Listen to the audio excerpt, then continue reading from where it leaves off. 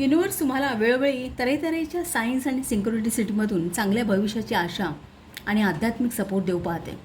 पण तुम्ही सध्याच्या परिस्थितीमध्ये इतके काही कोमेजून गेले आहात की तुमचं त्याच्याकडे लक्षच नाही आहे. तुम्हाला असं वाटतं आहे की तुम्ही आता ज्या एका ऑपॉर्च्युनिटीवरती जे काही काम करताय त्यामुळे तुम्हाला पुढे जाऊन काहीतरी नुकसान सहन करावं लागेल किंवा तुमचा एक इमोशनल लॉस होईल आणि या विचारांनी तुम्ही खूप दुःखी आणि अस्वस्थ आहात.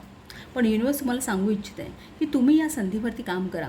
एखाद्या रोपट्याचं रूपांतर एखाद्या वृक्षात करण्यासाठी जी काही मेहनत घ्यावी लागते, जी काही काळजी करावी लागते, ते श्रम तुम्ही ह्या ऑपॉर्च्युनिटीवरती घ्या.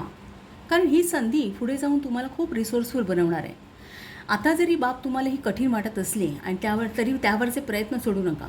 त्यासाठी मनाचं व्यवस्थापन करा, मनाची ताकद वापरा. तुम्ही डिवाइनली प्रोटेक्टेड आहात, डिवाइनली गायडेड आहात. सो तुमच्या लाईफ पर्पजसोबत तुम्ही प्रामाणिक राहा.